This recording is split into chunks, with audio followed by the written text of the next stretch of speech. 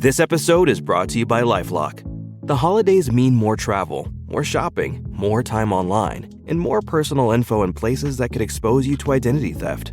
That's why LifeLock monitors millions of data points every second. If your identity is stolen, their US-based restoration specialist will fix it, guaranteed or your money back. Get more holiday fun and less holiday worry with LifeLock. Save up to 40% your first year. Visit LifeLock.com/podcast. Terms apply. Hello, everybody, and welcome to our 10th consecutive Victory Green Hour as the Philadelphia Eagles dominate the Pittsburgh Steelers 27-13 to win their franchise record 10th straight game, and they are now tied with the best record in the NFC with the Detroit Lions and potentially the Minnesota Vikings tonight if they defeat the Chicago Bears. And thank you for joining us here on the Kelly Green Hour. I'm your host, LG Harrell, and as always, I am joined by my co-host, Connor Donald. Connor, another win, another Victory Green Hour.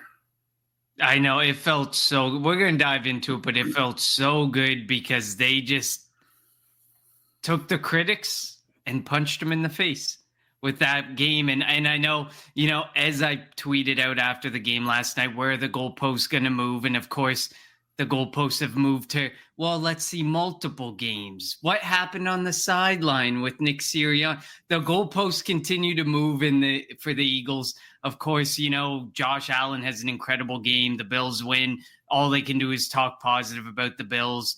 But the Eagles win their 10th straight franchise tie-in, 10th straight game. And there's still something to critique about it all. But as an Eagles podcast, and we are in no way homers, but 10 straight wins is such an accomplishment. It's a franchise tie in 10 straight wins. It's a massive accomplishment. It's a franchise record. It's a franchise record. They've never won. Franchise record accomplishment. Yes. So we're going to take it. We're going to run with it. And, it was great. I mean, it kind of, the only thing is Barkley's chances kind of got pushed back a bit of getting the record. But, I mean, we'll see. There's some easy competition ahead, but how much we have to play Barkley, we'll see. But I know, we're all Minnesota Vikings fans tonight, right? We have the tiebreaker. No, we're Chicago Bear fans tonight. Well, that too. But we own the tiebreaker over the Vikings, or we have a better shot at it. We don't own the tiebreaker over the Vikings or the Lions. We have a better shot at it. Well, it doesn't really matter. We're going to finish as Go Chicago Bears. I finish as the number 2 seed, but can't believe I'm cheering for the Bears. No, they suck. Caleb Williams is overrated. Before we jump into the game, as always, follow us on Twitter at Kelly Green Hour. Follow Connor on Twitter at Connor10. Follow me on Twitter at LJ54. And follow the Eagles Pinpool Network on Twitter, YouTube, Facebook, and wherever you get your podcast at Eagles Pinpool Network. And if you're joining us live, let us know your thoughts in the comments on the game, your player of the game, reactions to whatever, any questions that you have you want Connor and I to discuss, let us know, and we will. All right, so let's jump right into it. The Eagles came out passing, which kind of people thought that they would do. And look, I said it on Friday. I said if the Steelers were able to take Saquon Barkley away, I had faith that Jalen Hurts would be able to throw the football. I didn't need to see. We had Ryan Swope who was giving us putting in a bunch of comments how he wanted to see or he needed to see Hurts, complete 25 to 30 passes for 230 to 240 yards. He wanted to see it. That's what he needed to see. Well, he got that. That's exactly what Hurts did. He was 25 of 32, 290 yards, 335 yards of total offense, 2 touchdown passes and a touchdown rush. With 1 fumble and on a great play by TJ Watt. You kind of can't fault. I mean, Jalen was holding the ball, but TJ Watt made an outstanding play. He didn't throw any interceptions. So, look, I knew that Jalen had that in him the entire time. Just because he said something with his interview with Aaron Andrews after. He says, just because we don't doesn't mean we can't. And that's exactly how I feel. We know that he can do it. And again, what is the point of forcing something when you don't need to? When the running game is working as well as it's been working, why would you do something that you could potentially turn the ball over, or do like why would you force something that didn't need to happen? The Steelers' main objective this week was to not let Saquon Barkley beat them, and Minkah Fitzpatrick kind of helped with that when he hit Saquon a little awkwardly on a run, and Saquon, the last half, it felt like half of the second quarter, it was the Kenny Gainwell show in the backfield. But the Steelers didn't want Saquon to beat him, so they took him away, and that quote unquote forced Jalen Hurts to throw the ball. And what did he do? He connected with Calcaterra on play one. He connected with A.J. Brown a couple times. He connected with Devontae Smith. Both Smith and Brown had over 100 yards receiving. And the Eagles were able to move the ball through there. Exactly as I had predicted. If they needed to throw it, they could do it. And that's what they did. Yeah, definitely. I mean, I was a guy who came in, a couple episodes ago as well and said I would like to see them throw. Do I think they can throw? Am I confident they can throw? Yes, because if you look back to 2022, 2023, the early part of 2023, we saw Jalen Hurts can throw a football. He can do it, and in big moments, he can step up. And I know that we talk about the Kansas City Chiefs Super Bowl game, but I mean, everyone goes on about Lamar Jackson, yet he hasn't had that Super Bowl moment. Jalen Hurts had that Super Bowl moment. He stepped up in that Super Bowl moment and went toe-to-toe with Patrick Mahomes and almost got the Eagles to the Super Bowl, but didn't make it. So you always point to that moment because we know that moment is in him. We know that passing ability is in him, and we don't need to see it if you don't need to force it. When push comes to shove and they need to do it, yes, of course they're going to step up and they're going to do it. Does it make us feel better that they went out there and did it? Yes, I'm kind of shocked that some of the conversation wasn't about how bad the Steelers' pass defense is, because the Steelers' pass defense is really bad. And we talked about in the last episode that if there was a game to take advantage of, it was going to be this one. But it doesn't really matter. The point is, when he needs to do it, they can do it. And exactly like his statement to Aaron Andrews, and exactly, the feeling that me and you have had through this whole situation is they haven't needed to do it. Why force something you don't have to force when you know you can do it? You've seen that you can do it. Who cares if it was 2 years ago? Who cares if it was 18 months ago? Who cares if it was 12 months ago? We know Jalen Hurts can do it. And as Eagles fans, the fact that there's this continued push to say, I don't think we can do it because all we've done is run. It's because we've been so damn good at running the football. Why force the pass when the teams are giving us the win on the ground? Exactly. So they came out and they did exactly what they needed to do. Who deserves a lot of credit? Lane Johnson was pretty much on an island against TJ Watt. And I don't know how much I believe the stats because I saw TJ Watt sack Jalen Hurts and get around Lane Johnson. But apparently Lane Johnson didn't give up any pressures or sacks, which again, I hate PFF. I don't believe PFF. PFF gave him one, and I probably know the one because it was a pretty clear pressure that he gave up. But he gave up one pressure, but I think there was probably a couple. But I mean, but on still, an island, the man did an incredible job. Lane Johnson's a Hall of Fame right tackle, best tackle in football right now, even better than Penei Sewell of the Lions, who's really, really good.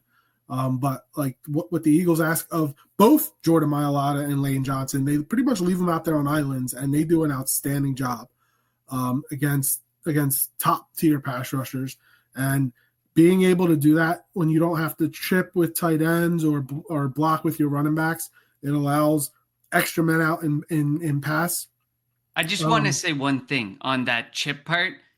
Calcaterra was forced to chip multiple times, and that is where you realize how much you miss Dallas Goedert, because Calcaterra can barely even chip properly. Like, there was multiple times he chipped Watt into beating Lane Johnson. So I mean, just because you brought up chipping, Calcaterra made an effort, but yeah, it'll be nice if Goedert back. And another guy who deserves a lot of credit, and somebody who I'm not a big fan of, and I hate seeing him on the field, Kenny Gainwell had a good game. I mean, he made a couple of plays catching the football, that one spin move, making, I think, number 26 for the Steelers, making them eat grass. He took a play excuse me, that was I think it was a 3rd and 9, and he caught the ball. Patrick Queen was coming at him, and there was another defender, and he split them, got the first down. So Kenny Gainwell, he deserves a lot of credit. We know that this is the last year of his contract. We know Nick Sirianni loves Kenny Gainwell, but it'd be interesting to see what the Eagles decide to do with him. Obviously, we're not talking about contracts and the free agents and whatnot, with the special season potential, knock on wood, special season that the Eagles have going on right now. But again, I know I rip them all the time. I'm going to give them credit where credit's due. Kenny Gainwell had a great game.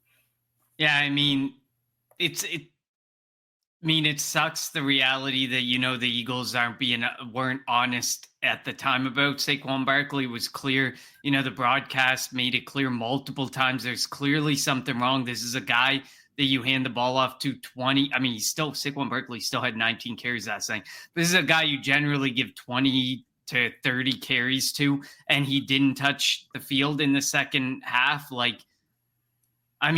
You see it a lot more in the NFL nowadays, that the dishonesty and injuries, because you think that it gives you an advantage. Well, you don't have to tell anybody in the middle. You don't have to, exactly. You don't have to tell anybody, but the dishonesty, it's still there. You just have to be honest on it on the injury report. So in game, it doesn't really matter. But you knew there was something with Saquon, and then after the game, he said there was something bothering him. He didn't really go into the details about what was bothering him, but I guess we'll see come through the week in the practices, if he misses any practices, what they note as the reason for missed practices. But yeah, Kenny Gainwell, 7 carries, 20 yards, 3 catches, 40 yards. It was pretty impressive for the 60. It was a pretty important 60 yards. It felt like every time he touched the ball, there was a couple times where you were like, typical Kenny Gainwell. But then there was a couple times, like you said, that spin move where you were like, okay, Kenny Gainwell kept some drives alive for us. So definitely some big props to Kenny Gainwell, especially in that second quarter, because he had to step up and pretty much take over that second quarter for them. And it also helped in them owning the time of possession, which I know we're going to dive into a bit later on. But not only did they own it, they absolutely dominated the time of possession. I think somebody noted, they went back and counted. It's been it was 2020 the last time they had a game where they had owned time of possession to this extent in a game. So it's been a number of years since they owned a game like this, especially from a time of possession perspective, without Saquon Barkley for a full quarter. Yeah, let's start with the first quarter on the defensive side of the football. The Eagles turned the ball over twice, back-to-back plays on the Jalen fumble and the Cooper DeJean fumble on the punt return, and the defense only gave up 3 points, and they did get helped when which I was shocked on this, the Steelers got called for 2 personal foul penalties. I'm sure, usually when you have a play like that, when Darnell Washington took, if you've seen The Blind Side, took him out the stadium pretty much, Darius Slay, and there was some swinging, and they called the Steelers for 2 personal foul penalties. I don't know how that happened. Usually it's one on each team offsetting and redo the down.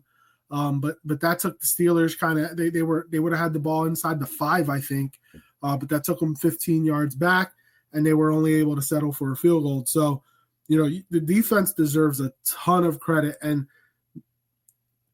they only held the Steelers to 163 yards of total offense. The Eagles out-yardaged the Steelers 401 to 163. It's I did not expect that in the least bit. Obviously, not having George Pickens didn't help the Steelers, but Najee Harris wasn't able, or Jalen Warren weren't able to do much on the ground against the Eagles. Pat Freiermuth had a nice touchdown catch using his strong hands, taking the ball from CJ.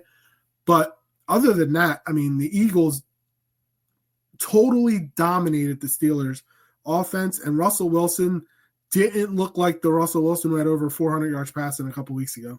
I think they didn't even go for positive yardage on a drive until the second quarter. They had 4 yards total offense at the end of the first quarter. It was pure domination. And I know there's been some people who were, I don't know what you call it now, Xing, tweeting, posting on X. But I still use tweet.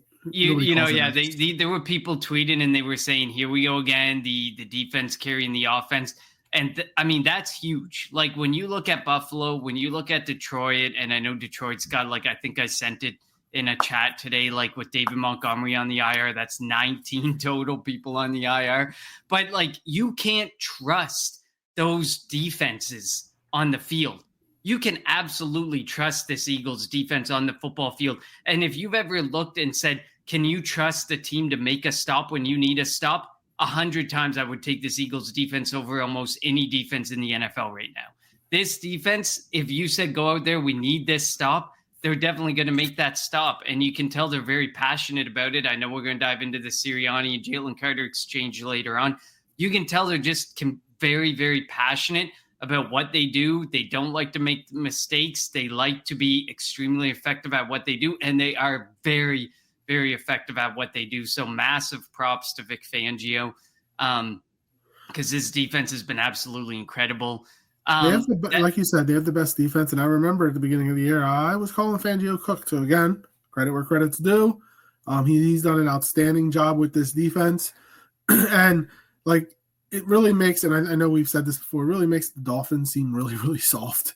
That the fact that they didn't 100%. Like to be coached. The fact that they can't play in the cold continues to kind of show that they probably were soft beyond just Vic Fangio and how he decided to coach.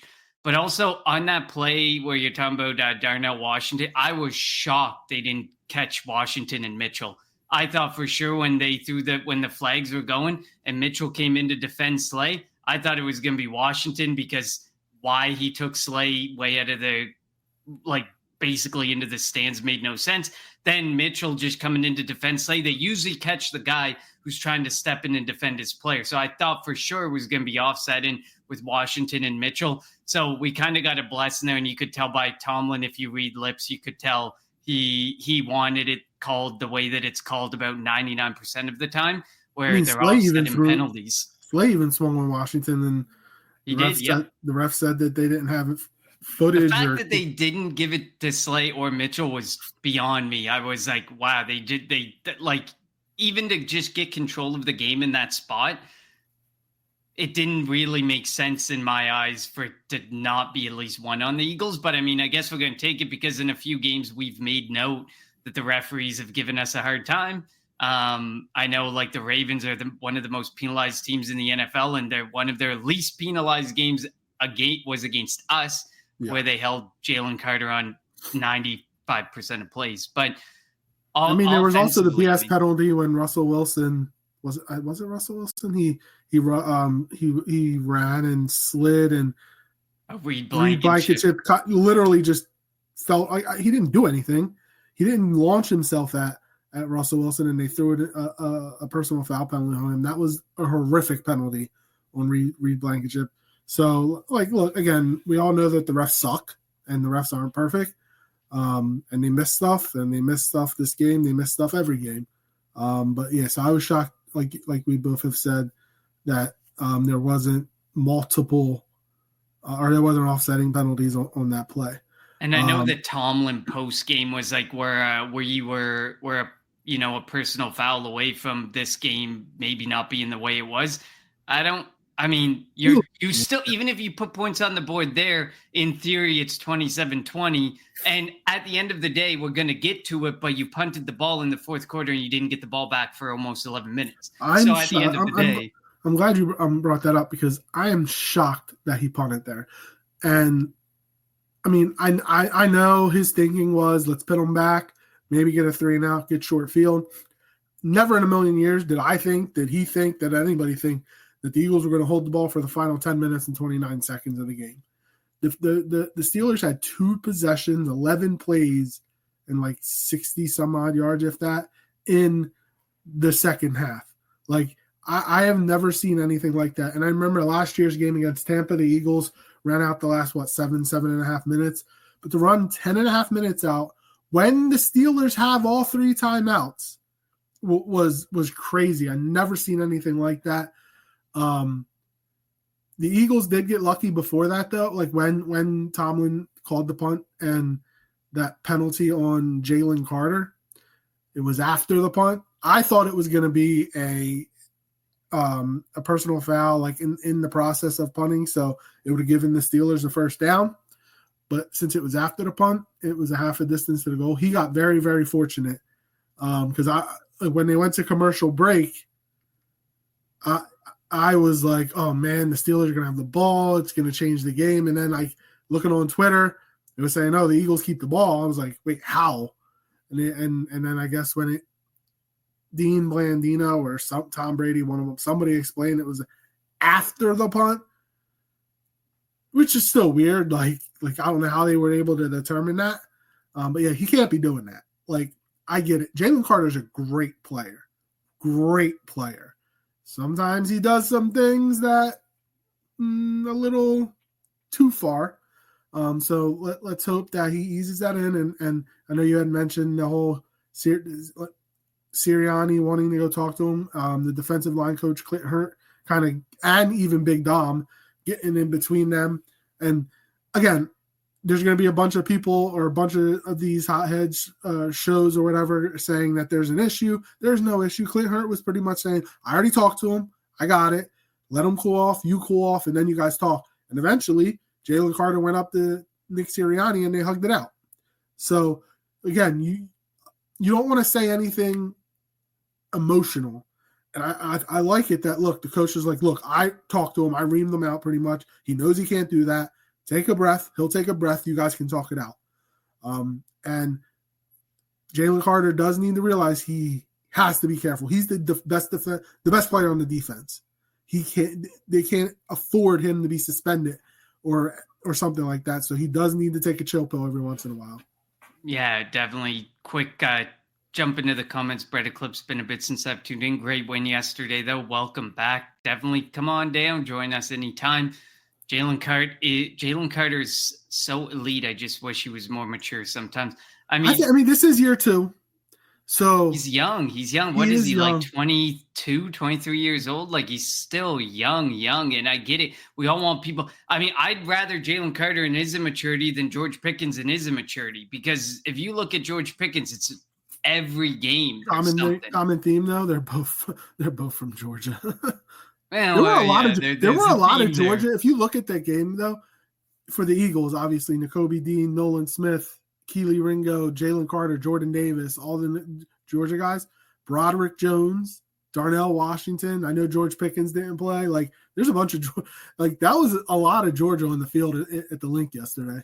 And you could be the immaturity by, like, making a mistake here and there every game or two, I think is fine. We've seen immaturity outside of football cost players' careers. Yeah. So, I mean, like, I'd rather Jalen Carter in this moment make that bad decision, be an idiot, and move on from it, because for the next couple games, Jalen Carter's probably not going to make that mistake, probably not going to do that. Brings up a good point on the bright side. Carter's immaturity is the only reason we were able to get him. It's true. He should have been the number 1 overall pick. 100%. He's the best player in that draft, and because of what happened at Georgia, the street racing thing and all that, is the only reason he dropped the 9, right? We got him at 9. Yeah. And we did get fortunate. Like, there's a lot of people comparing him to Jerome Brown, and Jerome Brown would have been great. Jerome Brown was a Hall of Fame type player before his untimely passing. And I mean, eventually at some point, Carter's going to start getting the calls. Like, he's not getting them now because he's young and it's life, it's part of it. This is where I wish Fletcher Cox didn't retire, because I think Carter could have used another year with Fletcher Cox. Agreed. I'm glad he was around him last year. I think this year would have been a big year to have Carter around Cox, just because we saw Fletcher Cox grow and the type of leader that he was and how mature he became. And that's what Carter needs. He doesn't really have that. He is the guy on that defensive line. Like, he has Brandon Graham, but Brandon Graham plays – I'm talking about, like, the defensive tackle room. Like, you can have veteran players around you, but the veteran player in the same room as you takes you to another level than just a guy beside you or around you. It helps, like, kind of Cam Jurgens with Jason Kelce. It helps to be side by side in the same room, working on things like that. I mean, Jalen Carter definitely, like, you can take the bright side as immature is the reason we got him. Eventually give it 2 or 3 more years and maturity isn't even a discussion point. But I know that we were lucky there. I don't know if they had an angle or a thought, an inkling on how they made that call, but they obviously didn't go upstairs. They obviously didn't go to anyone to say, was that before or after the punt? They made that. Well, they might have, because it went to commercial. They might have. And based on the circumstance of it all, like when you look at just a pure replay of him smacking his helmet, there's no way in that time frame that I think a punt got off. Like when I look at that replay, I don't think a punt got off in that time. It was within 2 or 3 seconds, but that's how quick sometimes things happen in the NFL. And you mentioned about the time. They ran 11 plays in the second half for a grand total of 5 minutes and 50 seconds, while the Eagles had every drive of theirs had more plays and more time. 13 plays for 7 minutes, 13 plays for 6:30, and 21 plays for 10:29. They beat them in all 3 of their drives, as the Steelers had in 2 drives in the entire half. So, I mean, that was really impressive. That like a 10-minute drive to end a game. I mean, I agree. If it was a 1-score game, punting, 100% reasonable from a Mike Tomlin perspective. A 2-score game, and you haven't really been able to stop this offense all that much. The defense on the other side has been able to stop you multiple times. To think that you're going to get another opportunity, this is crazy. But to think that you're actually going to be able to get another opportunity to go against this defense and actually put points up on them in this 2-score game was the wild assumption that I was like, I don't think that that's going to happen. But I did not at that time of the punt decide in my mind that's game. No, there was no way I would said that was game. So I didn't impressive. Expect Tomlin to get conservative there. And like thinking of it from like, if you think of it from an outside perspective, what were the chances of the Steelers getting 2 possessions and scoring 2 touchdowns when they had only scored 13 points up to that point? And the fact that they didn't get the ball back at all was crazy. Like a couple 3rd down conversions, a couple 4th down conversions with the tush push. It was like, and getting AJ Brown involved again. It was almost like a perfect drive. 21 plays, 88 yards, 10 minutes and 29 seconds.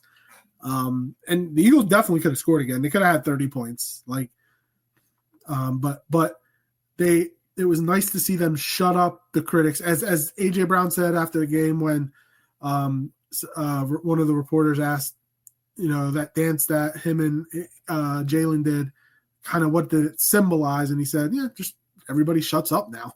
I just can't believe like that. And I know that the media is going to do this. It is what it is. But after Jalen Hurts sat down in his presser and he said, is that what y'all wanted to see? Somebody actually asked the question. Like, I can't remember the exact question. It was basically, is that what you were looking to do tonight? And it was like, he just made that comment and you're going to be that guy to ask that question. It was beyond me. But I mean, I think we're never going to get over this aspect of the media, and that when they can't think of anything to actually ask, they ask the stupid questions. I don't think we're ever going to get over that in Philadelphia, but I wish they did. Sirianni, I think, said it yesterday and said it today during his press conference. He's like, we don't go into a game saying we're just going to strictly run the ball or we're going to strictly throw the ball, or somebody had asked him, like, was the game plan to go in there and throw the ball because of what happened all week? And he's like, no, like, that's not our game plan. We want to know. We kind of had an idea of what the Steelers were going to do. So, we obviously devised a game plan a certain way. And like I said on Friday, if the Steelers were going to be able to take Saquon away, then Jalen's going to throw the ball. And that's exactly what he did. Like, the Steelers were not going to allow Saquon to beat them. And who knows what would happen if Saquon didn't get banged up. Maybe if he got his normal, like you said, he got 19 carries, which at the end he was limping. I was kind of worried about that. Fortunately, he said it's nothing too serious. So that's good. But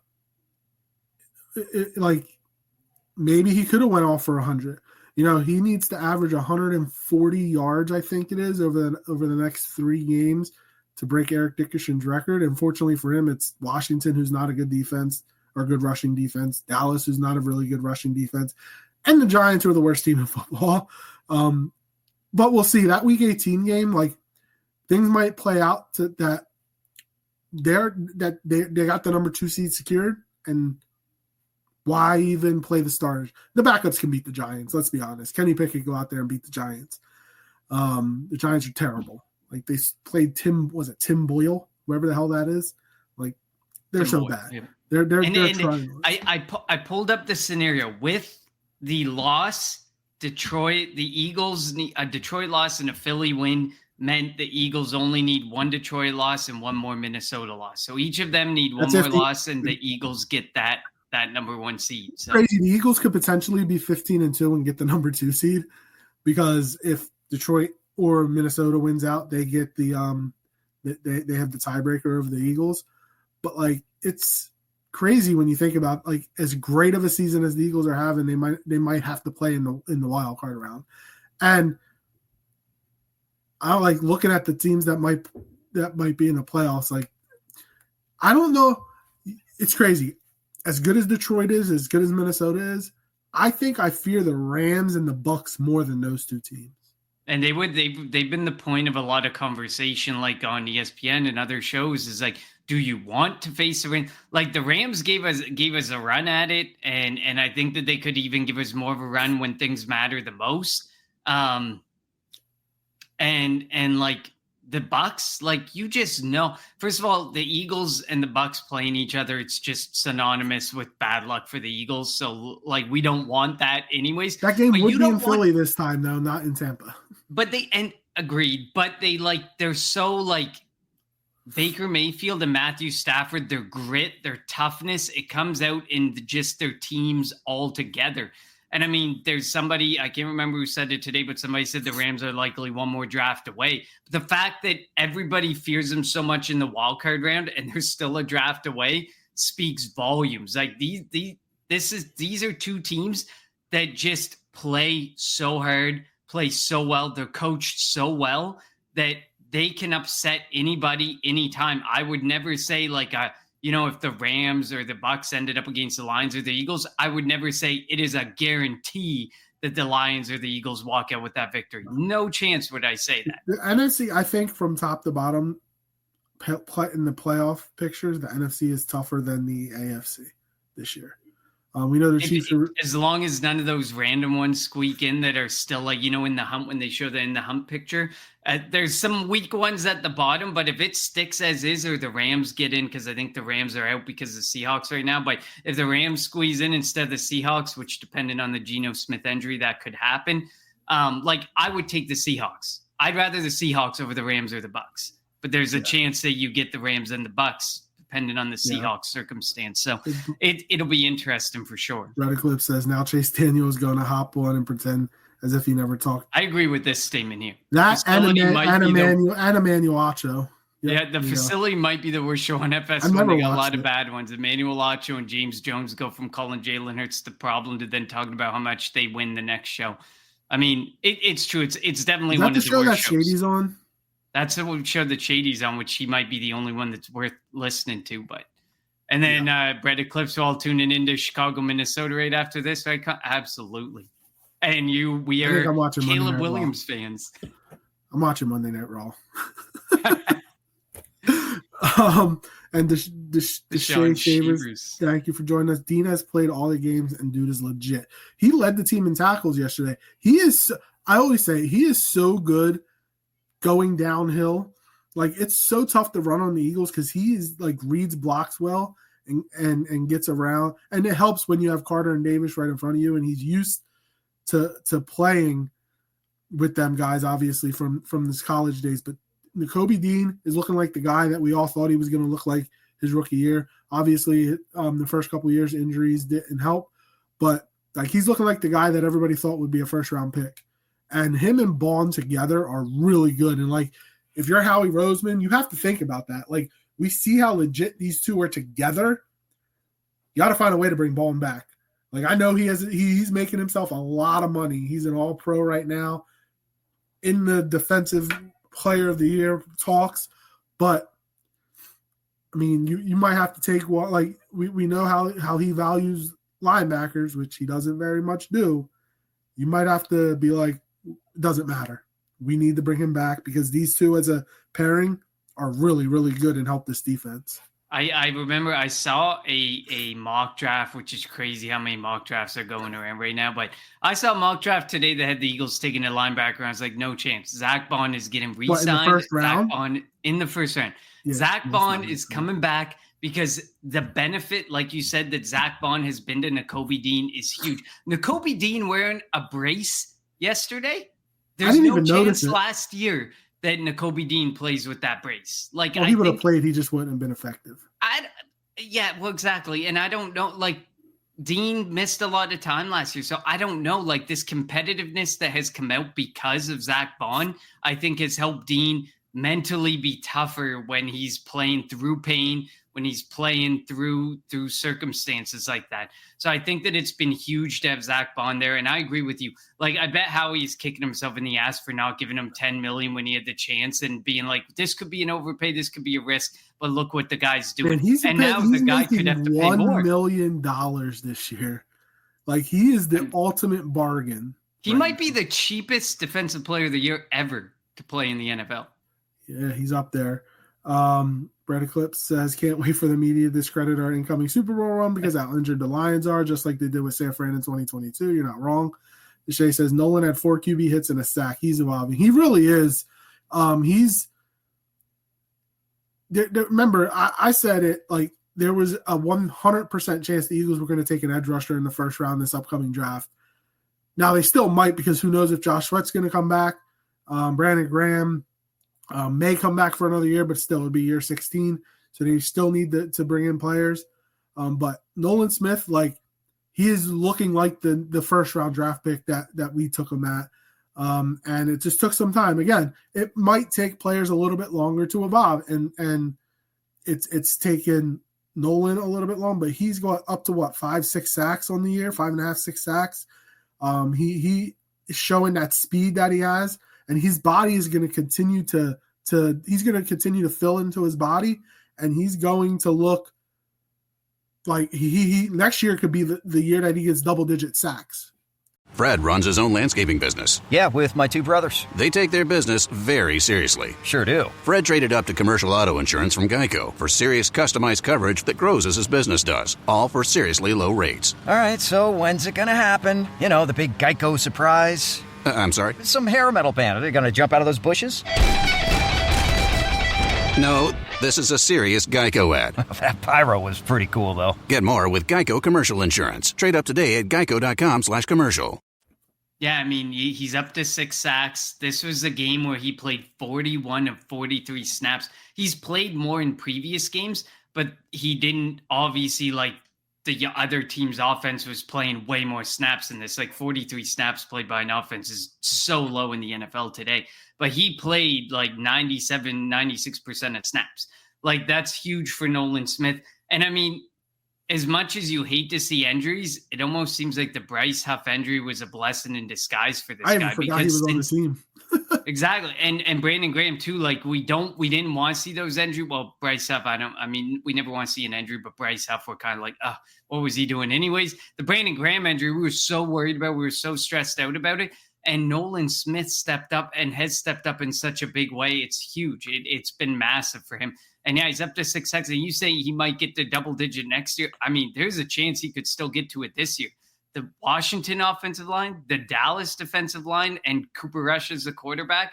And then he likely will see playing time in week 18 just for the sake of him being, younger and the opportunity to get out there. There's still a chance he gets to that 10 this year. But Nolan Smith has definitely evolved. A lot of people don't want to go so far as say it's a breakout. But I mean, from what we've seen to what he's become, it's a breakout in terms of who Nolan Smith has been and what we've been waiting for from him. And I think there's still so much, like, what happens when Bryce Huff's healthy come, the first game of the playoffs, and you have to decide, do we give Bryce Huff Nolan Smith snaps or do we not? I don't think that's an easy answer. Vic Fangio doesn't like Bryce Huff as it is. So it's going to be, it's going to be Nolan Smith. Tech says, crap. Will we face any defenses in the NFC that are better than Baltimore and Pittsburgh? Tampa and the Rams. I still think, like, the Rams defense is, look, I know we ran for all those yards on them, but that's still a good defense. So, but Tampa Bay, like Brett Eclipse says, because Todd Bowles is probably in Jalen Hurts' head, and I know we have the one win against them last year, but in playoffs, Eagles have not looked good against Tampa Bay at all. So and Tampa, Vita Vea almost single-handedly shuts teams' Russian offenses down. And look, the Rams, I still think I think that they have a pretty good defense. So again, not as good as Tampa, not as good as Pitt or Baltimore, but still could probably be physical with the Eagles. But at the top of the pack, I don't fear a Detroit Lions defense at all. I feel we could go point for point, even go outpoint their offense, especially because David Montgomery's now down for the season. I think you could go point for point there. Fantasy. I think you could go point for point against Detroit. You could go point for point against Minnesota. I still think once Minnesota hits playoff time, I think they'll show that, Sam Darnold will show that. They're a good team, but they'll show out Sam Darnold and Kirk Cousins primetime form, almost type of experience. But I think the Bucs too, purely just based on the Bulls matchup. Definitely, I agree on that one too. Also, potentially facing Washington for a third time, because Washington is still in the and Green Bay. Can't forget about Green Bay. I think Green Bay. I think I'm more worried about Green Bay. I forgot about them. The question was asked. Really good. I was actually watching the facility because I was flipping through channels while working today, and that one of the questions was, would you put Green Bay with the elite of the NFC? 100%. With the way that Green Bay or with the way that Detroit's Green Bay's probably banged fourth up, right now in the NFC. They're fourth, exactly. But and their only losses are against Minnesota, Detroit, and Philly. Yeah, they're against the elite. But if they got to play Detroit again or Minnesota again, is it going to be different? I think they do play Minnesota one more time, so could be a potential, game-changing situation. Brett Eclipse, our first rounder, is going to either a lane air or an edge rusher. We talked about the lane air, and I think it was you, LJ, that said you didn't think it would be this year. It's gonna be the same as similar to Jason Kelce. When Jason Kelce kind of gives the nudge, they're gonna start picking, and of course they picked Landon Dickerson, and he ended up being so good at left guard, they had to go out again and draft the heir to Jason Kelce. So tough to say. I don't know if they go lane air in the first round. I still think edge rusher is a big possibility. It feels especially like edge rusher, no matter how it ends. They might get rid of Bryce Huff. Josh Sweat might not come back. Brandon Graham could retire. They're going to need bodies there, and they'll probably go out and try to acquire one as well. But I could see edge rusher being one. But going back to I can't believe I forgot about Green Bay. Jordan Love is really good. That offense is really good, and their defense flies around. Xavier, we saw week one. Xavier McKinney is good. Edge Cooper is good. Jair, they won yesterday, I think, without Jair Alexander. So Green Bay, Tampa, the Rams, not counting or not talking about the Vikings or the Lions. They're three teams that would really worry me. Deshae brings up an interesting point. I'm not scared of anyone, even the Bucs. AJ didn't play the two games we played them. I mean, it's a fair point. If you have AJ Brown in the lineup, you don't want to go with the ifs, ands, and the buts. But if you have AJ Brown in the lineup, can you do similar to what happened, last night, since we've gotten away from that game? But could you do similar to what you did, last night against Pittsburgh Steelers? Because Pittsburgh Steelers have a good, Russian attack, and the Bucs have a decent secondary, but more of a Midland secondary, more worrisome up front, and what they could do within Jalen Hurts' head, which is the biggest point of conversation within these comments. Yeah, so it was a great team win yesterday. Jake Elliott made all his field goals, which was nice. Even when they got called back. 48 yards that got called back. Well, Eagles did get an automatic to go first down. Forward and make it a 41 instead of a 48, but they got an automatic first down out of that. So it was nice to see, and they have a huge game this week. They have a chance to clinch the division with a win over Washington this week. Washington's going to want to come out and get revenge after the losing to the Eagles a couple weeks ago. So this matchup is huge in Landover, Maryland. I'm glad it's 1:00 too, because I hate 4:00 games and night games. I'm glad it didn't get flexed. Give me an early game.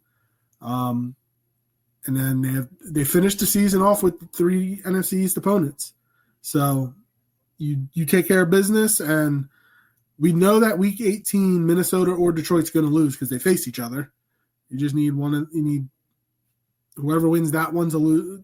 You need whoever wins that one to lose another game elsewhere.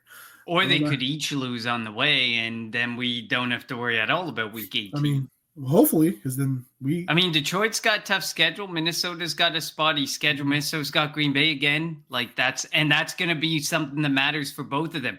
Both of those teams, I think it's week 17, are going to be playing their hearts out in that game. So that matters for these teams. Like, all these games matter for the Eagles, the Vikings, and the Lions. Every game matters. So if they each lose one game and the Eagles can win out, then it's done. Yeah. Let's see, before we finish. Red Eclipse, I know Love can be insane when they get hot, but I've watched this Philly defense prove me wrong against other really good, insane QBs like Burrow and Lamar, who I can both definitely say are better than Love. Agreed. Yeah, but still, like, one off day, though, and, I mean, like, we can go back to last week. If Leggett catches that ball, did we have faith that the Eagles' offense was going to go down the field to win it with under a minute to go? So, any given Sunday, as they say.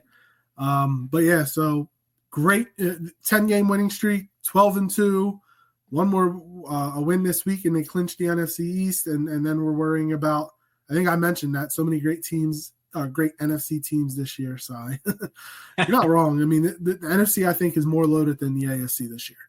The Bills are going to – I mean, it's going to probably be Bills and Chiefs in the AFC Championship game. Maybe. I mean, I expect Patrick Mahomes not to miss any games, but wouldn't it be awesome to see Carson Wentz make a run in the playoffs? Well, they've been talking about that, and they kind of said, like, you know, it makes sense for Mahomes not to play next week. And then if you win with Wentz, does it even make sense to put Mahomes out there? So it'll be interesting to see. But Mahomes is just such an aggressive player. He's such a, like, the guy was getting his ankle taped ready to go out there again last night. Like, it did. I mean, we saw it in the Super Bowl when it looked like he couldn't even walk at halftime, and he came out and ran, had a nice, 15, 20-yard run. Like, give me a break. I don't believe that guy. I mean, he could tear his ACL. He'll be out there playing. Like, it's ridiculous. But I mean, I am a Carson Wentz fan, so I would like to see Carson Wentz get some playing time, but we'll see. Yeah, Tech, that's not happening. Wentz beating us in the Super Bowl would be the most revengiest revenge game ever. I think the Eagles should have Nick Foles be honorary captain if that were to ever happen. Just to get I don't even think a torn Achilles would keep Mahomes out of a Super Bowl. Like, I just don't think it's in Mahomes to not be in a Super Bowl with a chance to three-peat. If you think Mahomes and Reed are leaving Wentz for the three-peat, well, you never know.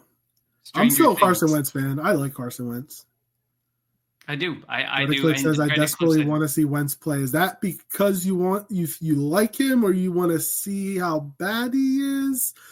That's like that could go a number of different ways. I'd like to see what he's still got in him. Like, the only times you get to see him is he's in with, like, the second and the third string guys. And he only handed the ball off yesterday, pretty much. Well, exactly. I mean, he went 2 for 2. He's only been out there in a circumstance where he has to, just preserve a very large lead or a decent lead. Tech says, I like Wentz too. Red Eclipse says, I want whatever horse steroids they pump Mahomes with in that Super Bowl. Sprained ankle and he turned into Prime Vic. That was so annoying in the fourth. Was it the fourth quarter? And he made that one run. Like, give me a break. The Eagles should have won that Super Bowl. We should be 2-time Super Bowl champs right now. I'm still not over that loss. We still might be 2-time Super Bowl champs. It might just happen this year. We'll wait and see. But we will wait. It was definitely nice to see the critics silence, and now they've turned to, I think you actually mentioned at one point about the Nick Sirianni and Clint Hurt thing on the sideline. And I was watching Get Up this morning, and Rex Ryan, and of course we all know Rex Ryan's a terrible head coach, but Rex Ryan said that guy wouldn't have a job the next day. There's no way you fire a guy who any of those defensive coaches who have turned this defense around in the way that they have. So that's first of all, that's short-sighted. Just as a you're looking at a pure leadership perspective. You never stand up against your leader. You should never have disagreements with your leader. Like that was ridiculous. So I just remember. I mean, Clint Hurt wanted cooler heads to prevail. Like, obviously, and I think Sirianni said it in his press conference, he wanted to like get all up and like get after Jalen Carter. But I mean, I have no qualms with Hurt saying, I got it. I talked to him. I took care of it. You'll get your chance to talk to him. You need to calm down. He needs to calm down. We all know what happened. And fortunately for the Eagles, it didn't cost them the game. Yeah, I think it was more of in the moment. Like, if we have to go back out there, you know, Carter's going to be fired up and he might do something he regrets again. So let's just like back off. He is immature. I mean, he is immature, a little immature. He's a great player. I think Ike Reese was talking about it today. I was listening to his show and he's like, he's a first round pick, all pro. Like he has more leash than the 53rd man on the roster. Say the 53rd man on the roster did that, he's gone. But 100%. The talent that Jalen Carter is, he's going to be given a little bit of leeway. And obviously, Sirianni talked to him. They hugged it out. Like, obviously, everything is fine. So just let them go. But they got this figured out. I think it's just the media loves to pick apart moments on the sidelines and moments between people, like the A.J. Brown and Hurts thing. I think this team is genuinely, when they continue to say over and over again, we're just passionate. We are just really, we're strong-willed people and we just get really passionate and we go at each other sometimes. I genuinely believe this is the culture of this team. They are such uber passionate players and coaches that when things get heated, they can't wait to be behind closed doors. Like some of these guys talk about, well, wait until you're behind closed doors. Like Stephen A was talking about, be behind closed doors. I don't think they can, because they're so passionate in the moment. They have to get it out there. And that's just the, kind of the culture that Nick Sirianni has. We've seen it with Nick Sirianni, that's the culture. And I don't necessarily believe it's a bad thing either. Like, I definitely think and I won't get into the political aspect of this, but like the woke society type aspect that's there, I think that there's a genuine thing there that it's like you would never talk to your superior like this, like in the Hurt versus Sirianni moment. But at the end of the day, that happens and that can be okay and can lead to positive things. And we saw that with the A.J. Brown and the Jalen Hurts thing. Things boiled. They talked it out. They went into a game. They worked it out on the field and out off the field, and all came to fruition. So I don't know. I won't get too political about it, but that's my logic. Like AJ Brown said it after the game, like they're all close. They're all like, they can have these discussions. They can have these moments and it won't affect them. And they proved it this week that like, maybe it was contrived. Maybe they just said, let's bring it up. And like, let's force this conversation. Maybe that's why Brandon Graham brought it up last week, so that this conversation would have to be forced and would have to be made, or would have to be done. And it worked. At least for a week, it worked, and we'll see what happens the rest of the way. And again, I had faith that Jalen Hurts can throw the ball. He didn't need to. What's the point of forcing it? Steelers did a good job against the running game. The Eagles averaged like 190 yards rushing a game. They rushed the ball for 119 yards. So you got to give the Steelers have the number 4 rush defense in the NFL. You have to give them a lot of credit. And the Eagles went out there and Jalen Hurts threw the ball with anticipation and was able to hit his receivers, threw for 290 yards. And I loved what he said, at the beginning of his, like you mentioned earlier, at the beginning of his press conference. That's what you guys wanted, huh? Well, he proved it. Now go out this week. And, Washington is not good against the run. Come out and run the football. Who cares? It doesn't matter. Just go out and win the game, win the division. This is hats and shirts week. Get the East taken care of, and then worry about that number 1 seed. Absolutely. Couldn't agree more. All right. Well, we'll be back on Friday, I think, this week to get you set for the Eagles and the Commanders in Landover, Maryland, as the Eagles have 3 games left. All 3 are NFC East opponents. The Commanders on the road, and then the Cowboys and the Giants at home before the playoffs start in just under 1 month. Can't wait for playoff football. I can't believe there's only 3 games left, by the way. Football season goes by way, way too fast. The offseason goes too slow and the season goes too fast. Always. We got to find a balance. Why not add a game? They will. It's going to happen. They're going. Let's lock up. Let's lock up that 1 seed in future weeks. Yeah, at least get the 2 seed if we win the next 2 games. I'll be at that Cowboys game, by the way. I can't wait. And thank you, Tech. Good show. Like and subscribe. Absolutely. Yes. Hit like, hit subscribe. Join us every week. We love all of y'all. Yes, we appreciate all the comments. As always, follow us on Twitter at Kelly Green Hour. Follow Connor on Twitter at Connor10. Follow me on Twitter at LGHorrell54. And follow the Eagles Pinpool Network on Twitter, YouTube, Facebook, and wherever you get your podcasts at Eagles Pinpool Network. Brett Eclipse is going to be at the Washington game next week. It's a good one to go to. It'll be better than the Cowboys game that I'll be at. The only thing I like about the Cowboys game is it's Kelly Green Day, so I get to wear my Kelly Green jersey, and I can't wait. It's going to be awesome. I live in another country, and we're fighting over tariffs, but I wish I could be at any Eagles game, really. I'm telling you, we have to get you to one sooner or later. We've been doing this show for, 5-6 years now? Yeah, we need to get you down here to a game at the Link before they get a new stadium, which I hope. By the way, if the Eagles get a new stadium, it better not be a domed stadium. I love what makes Philadelphia great, what makes the Northeast great is the weather, cold weather games. No domed stadium. I don't care what anybody says. I get it. You can host a Super Bowl if you have a dome stadium. I don't even want a retractable dome. I don't want the chances of them saying, it's too cold, let's close the roof. No. Yeah, because the minute there's inclement weather, if there's a retractable dome, the dome is shut in.